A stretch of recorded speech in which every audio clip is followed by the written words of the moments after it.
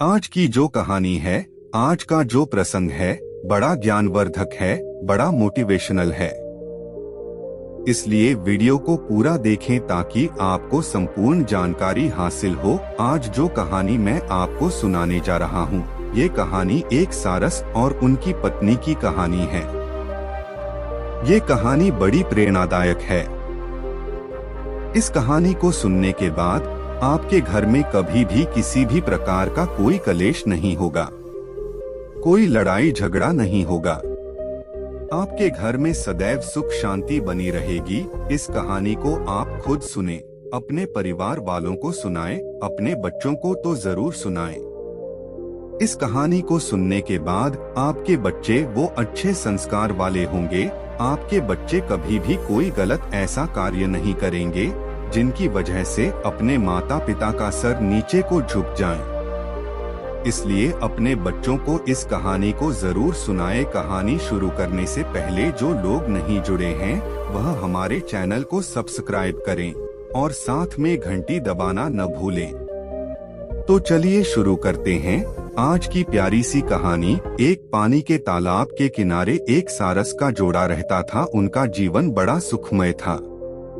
वे दिन भर पानी में अपना पेट भरते, अपना भोजन खाते, उसके बाद पानी के किनारे पर वहीं पर बैठ जाते। कहीं दूर जाने की जरूरत नहीं थी। इसी तरीके से उनकी दिनचर्या चल रही थी। उनका जीवन व्यतीत हो रहा था। कुछ दिन को बाद में सारस की पत्नी गर्भवती हो जाती है और जब वह गर्भवती होती है तो वह अपने पति से कहती हैं कि पिया जी, अब हमें यहाँ से कहीं दूर चलना चाहिए। हमें किसी ऐसी स्थान की तलाश कर दीजिए जहाँ पर हम सुकून से रह सके और लंबे समय तक रह सके, क्योंकि आज के बाद सिर्फ आप ही भोजन लेकर आओगे। मैं सिर्फ अपने अंडों पर बैठूंगी। आप हमें और हमारे बच्चों को भोजन लाकर देंगे, तभी हम भोजन खा पाएंगे। तो हमें ऐसे स्थान की जरूरत है जहाँ पर हमें भरपेट भोजन मिले, पौष्टिक भोजन मिले। तो सारस अपनी पत्नी से कहता है कि प्रिय, इस तालाब के अंदर भी बहुत सारा भोजन है जो हमसे कभी भी खत्म नहीं होगा। इसलिए आप निश्चिंत रहें, आप चिंता न करें। वो सारस अपनी पत्नी को ये बातें कहता है कि तुम चिंता मत करो, तुम शांति से रहो। कुछ दिन निकलने के बाद उस सारस की पत्नी अंडों को जन्म देती है। जब वो सारस की पत्नी अंडे देती है, अंडे देने के बाद वो सिर्फ अंडों पर बैठ जाती है और अब अंडों पर बैठी बैठी अपने पति पर हुक्म चलाती है। अब उसको जब भी भूख लगती अपने पति से कहती और बड़े रौब से वो कहती कि जाइए हमारे लिए और भोजन लेकर आइए। अब उसका पति तालाब के अंदर जाता और मछलियाँ वगैरह ढूंढ के अपनी पत्नी को लाकर देता। अब उस सारस की पत्नी जैसे ही उसका पति भोजन लाकर देता, वो तुरंत खा जाती और फिर से अपने पति को हुक्म देती कि अभी मेरा पेट नहीं भरा है, इसलिए आप और भोजन लेके आओ। तो उनका पति फिर से जाता और फिर से ढूंढ करके अपनी पत्नी के लिए वह भोजन ले गया था। अब वो जैसी लाकर देता, तुरंत उसकी पत्नी खा जाती और फिर से अपने पति को हुक्म करती कि जाओ फिर से भोजन लेकर आओ, अभी मैं बहुत भूखी हूँ। अब उस सारस को अपना पेट भरने के लिए भी भोजन नहीं था, क्योंकि वह जितना भोजन ढूंढता उतना ही अपनी पत्नी के लिए ले जाता, खुद नहीं खाता। अपनी पत्नी को ले जाकर खिलाता, लेकिन उसकी पत्नी दिन भर भोजन करती, उसके बाद भी उसका पेट नहीं भरता। जैसे ही उसका पति भोजन लेकर आता, तुरंत उसको दूसरा ऑर्डर कर देती। वह कहती कि तुरंत जाओ और भोजन लेके आओ। अब उसका पति दिन भर इसी काम में लगा रहता, पानी में जाता, पानी से भोजन ढूंढता और अपनी पत्नी को लाकर देता। उसकी पत्नी तुरंत खा जाती, फिर ऑर्डर कर देती कि और लेके आओ, अभी मैं बहुत भूखी हूँ। तो फिर पानी में जाता और फिर से डुबकी लगा करके वह भोजन ढूंढता और फिर से लाकर अपनी पत्नी को देता। तब उसकी पत्नी फिर से खा जाती और फिर से ऑर्डर देती। यह सिलसिला कुछ दिनों तक लगातार चलता है। अब धीरे धीरे सारस बड़ा परेशान हो जाता है। धीरे धीरे सूखने लगता है, क्योंकि वह खुद तो भोजन नहीं खाता था। वो सीधा जो भी भोजन उसको प्राप्त होता था सीधा अपनी पत्नी को ले जाकर देता था। उधर उसकी पत्नी वो गुस्सा इस बात का निकाल रही थी कि उसने दूसरी जगह जाने के लिए अपने पति से कहा था, लेकिन उसने अपनी पत्नी की बात को नहीं माना था। उसने यही कहा था कि हम यहाँ पर रहकर भी हमारे बच्चों का पालन पोषण कर सकते हैं। इस तालाब में भी बहुत सारा भोजन है जो हमारे लिए पर्याप्त है। यह बात अपनी पत्नी से कहकर अपनी पत्नी को उसी तालाब में रोके रखा। इसीलिए अब उसकी पत्नी अपने पति को परेशान करने में, टॉर्चर करने में कोई कसर नहीं छोड़ती है। जब उसकी पत्नी अपने पति को टॉर्चर कर रही थी तो कुछ दिन निकल जाते हैं। कुछ दिन के बाद में सारस बड़ा परेशान हो जाता है। सोचने लगता है कि अब मैं करूं तो ऐसा क्या करूं। मैं दिन भर इतना सारा भोजन इकट्ठा करता हूं, इतना सारा भोजन ढूंढता हूं और सीधा अपनी पत्नी को ले जाकर देता हूं।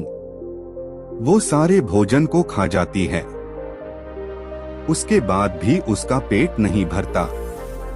वह जैसी भोजन ग्रहण करती है, तुरंत मुझे दूसरा ऑर्डर देती है। कहती कि तुरंत जाओ और तुरंत और भोजन लेकर आओ, अभी मैं बहुत भूखी हूँ। वो सारस सोचने लग जाता है कि अब मैं करूँ तो ऐसा क्या करूँ जिसके कारण मुझे इस पीड़ा से मुक्ति मिले। वह हताश परेशान हो जाता है। धीरे धीरे उसका शरीर, उसका बदन सूखने लगता है। अब उसको काफी दिन हो जाते हैं भोजन खाए हुए। वह जितना भी भोजन ढूंढता सभी अपनी पत्नी को ले जाकर दे देता। खुद भूखा प्यासा रहकर भी दिन भर पानी में भोजन की तलाश करता और जो भी भोजन उसको प्राप्त होता उसको तुरंत अपनी पत्नी को ले जाकर देता। इसी तरीके से अब वो सारस धीरे धीरे बिल्कुल सूख जाता है। अब उसकी हालत इतने खराब हो जाते हैं कि वह चलने के काबिल भी नहीं रहता, दौड़ने के काबिल भी नहीं रहता, उड़ने के काबिल भी नहीं रहता। लेकिन उसकी पत्नी को उस पर बिल्कुल तरस नहीं था, बिल्कुल दया नहीं थी। अब तो कुछ दिनों के बाद उसके बच्चे और हो चुके थे। अंडों से बच्चे भी निकल आए थे। अब तो बच्चों को भी भोजन ले जाकर देना पड़ रहा था। साथ में उसकी पत्नी को भी भोजन ले जाकर देना पड़ रहा था। पहले तो वो सारस बीच बीच में थोड़ा भोजन खुद खा लिया करता था, लेकिन अब तो उसके बच्चे भी हैं और उसकी पत्नी भी है। अब तो वह एक निवाला भी नहीं खा सकता था। जितना भोजन उसको मिलता सभी भोजन को अपनी पत्नी को, अपने बच्चों को ले जाकर देता, खुद एक भी निवाला नहीं लेता। अब धीरे धीरे सारस के हालात खराब हो जाते। अब वो बिल्कुल सूख जाता है, बिल्कुल हड्डियों का ढांचा बन जाता है। कहते हैं ना कि भूखे भजन न होए गोपाला, ये पकड़ तीन कंठी माला। क्योंकि भूखे रहकर कोई भी जीव जंतु किसी भी कार्य को नहीं कर सकता। इसी तरीके से अब उस सारस की हालत इतनी खराब हो जाती है कि वह नहीं चल सकता, नहीं उड़ सकता, कुछ नहीं कर सकता था। अब वो सारस धीरे धीरे हड्डियों के ढांचे में बदल जाता है। उस सारस का मांस वो सब सूख जाता है। अब वह एक हड्डियों का ढांचा बनकर रह जाता है। जब वह सारस हड्डियों का ढांचा बन जाता है, उसकी क्षमता नहीं रहती है, तब वह अपनी पत्नी से कहता है कि प्रिय, अब मैं सिर्फ कुछ दिनों का मेहमान हूँ। अब आप यदि मुझे टॉर्चर ना करें तो आपकी बड़ी कृपा होगी। अब तो बच्चे भी बड़े हो चुके हैं। आप स्वयं ही पानी में जाकर, आप स्वयं भी तालाब में जाकर अपने बच्चों के लिए भोजन ला सकती हो, अपने लिए भोजन ढूंढ सकती हो। अब मैं सिर्फ कुछ ही दिनों का मेहमान हूँ। आप अच्छे से रहना और अपने बच्चों का अच्छे से लालन पालन करना। इतनी बात वह सारस अपनी पत्नी से कहता है। तब उसकी पत्नी कहती है, क्या तुम अभी मरने वाले हो? जब तक जीवित हो तब तक तो हमारे लिए कुछ करो। जब अपनी पत्नी की इतनी बात सुनता है तो वो सारस जोर जोर रोने लगता है और परमात्मा से दुआ करता है कि परमात्मा ही मेरे मालिक, मेरे परम पिता, तुम मुझे इस धरती से अभी क्यों नहीं उठा लेता, मुझे किस जन्म की पीड़ा दे रहा है। ऐसी नरक की जिंदगी से तो बेहतर है कि मुझे मृत्यु आ जाए। अब वो सारस अपने परमात्मा से दुआ करता है, अपने मालिक से दुआ करता है और कहता है, मेरे मालिक, या तो तू मुझे उठा ले या इस नरक से मुझे मुक्ति दे। इतनी बात कहने के बाद अब वो सारस अपनी पत्नी से बात करना बंद कर देता है और मौन हो जाता है और ईश्वर का ध्यान करने बैठ जाता है।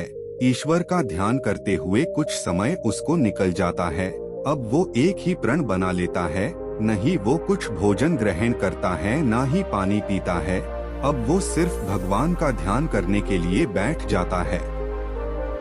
उसने ये वचन लिया, ये प्रण लिया कि मैं जब तक भगवान का भजन करूंगा तब तक या तो ईश्वर मेरे सामने नहीं आ जाते या फिर मेरे शरीर से प्राण नहीं निकल जाते, तब तक मैं भूखा प्यासा रह कर ही भगवान का भजन करूंगा। यही प्रण लेकर अब वो सारस भगवान की भक्ति करने के लिए बैठ जाता है।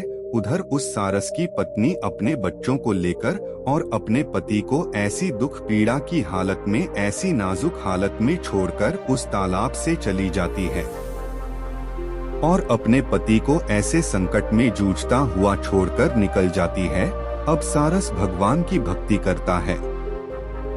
कुछ समय निकलने के बाद उसकी भक्ति से श्री हरि विष्णु प्रसन्न होते हैं। श्री हरि विष्णु उस सारस के समक्ष जाकर प्रकट होते हैं और उस सारस को वरदान देते हैं और कहते कि मांगो, तुम्हें क्या मांगना है। जब सारस श्री हरि विष्णु से कहता है कि प्रभु मुझे मेरी पत्नी का साथ दे दीजिए, वह सारस तब भी यही मांगता है, उसको और कुछ सूझता ही नहीं है। वो सिर्फ यही मांग पाता है कि मुझे मेरी पत्नी का साथ दे दीजिए। तो श्री हरि विष्णु कहते हैं कि तथास्तु, ऐसा ही होगा। वह सारस मांगना तो कुछ और चाहता था, लेकिन उसके मुख से यही निकलता है कि प्रभु मुझे मेरी पत्नी का सहारा दे दीजिए, मेरी पत्नी का साथ दे दीजिए। श्री हरि विष्णु यह आशीर्वाद देते हैं कि तथास्तु, ऐसा ही होगा। अब वो सारस अपनी पत्नी का सान्निध्य पाता है। फिर से उसकी पत्नी उसको मिल जाती है। श्री हरि विष्णु की कृपा से उसके बच्चे और उसकी पत्नी उसको फिर से मिल जाती है और वह अपनी पत्नी के साथ दुख पीड़ा झेलता हुआ अपना जीवन व्यतीत करता है। और एक दिन ऐसा आता है कि वह सारस मृत्यु को प्राप्त हो जाता है। दोस्तों, आज भी सारस जो है, अंडे देने के बाद कभी भी भोजन लेने के लिए नहीं जाती। वो सिर्फ अंडों पर बैठी रहती है। हमेशा 24 घंटे उसका पति ही उसको भोजन लाकर देता है और जब उसके अंडों से बच्चे निकलते हैं तब भी सारस का पति अपनी पत्नी को और अपने बच्चों को पानी से भोजन ढूंढ के लाता है और अपनी पत्नी को अपने बच्चों को भोजन खिलाता है। वो तब तक खिलाता है जब तक सारस के बच्चे खुद भोजन ढूंढने और खुद पानी में उतरने के काबिल नहीं हो जाते। तब तक सारस अपनी पत्नी को और अपने बच्चों को स्वयं भोजन लाकर खिलाता है, क्योंकि यह श्री हरि विष्णु के एक आशीर्वाद के कारण हुआ है। उस वक्त यदि वो सारस कुछ और मांग लेता तो हो सकता है वो अपने बच्चों का, अपनी पत्नी का लालन पालन नहीं करता, लेकिन उसने श्री हरि विष्णु से यही मांगा कि प्रभु मुझे मेरी पत्नी का साथ चाहिए, तो भगवान ने उनको ये आशीर्वाद दे दिया कि तथास्तु, ऐसा ही होगा। उसके बाद सारस कभी भी आपको अकेली नहीं मिलेगी, वह हमेशा जोड़े में मिलेगी। जहाँ भी आपको नजर आएगी वह जोड़े में नजर आएगी। अकेली सारस आपको कहीं वे भी ढूंढने को नहीं मिलेगी। दोनों पति पत्नी का जोड़ा आपको हमेशा नजर आएगा और जब वो अंडे देती है तो खुद अंडों पर बैठ जाती है और सारस अपनी पत्नी के लिए भोजन ढूंढ कर लाता है और खिलाता है।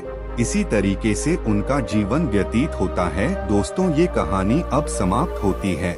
हम उम्मीद करते हैं कि यह कहानी आपको जरूर पसंद आई होगी और इस कहानी से आप ढेर सारी प्रेरणा लेंगे।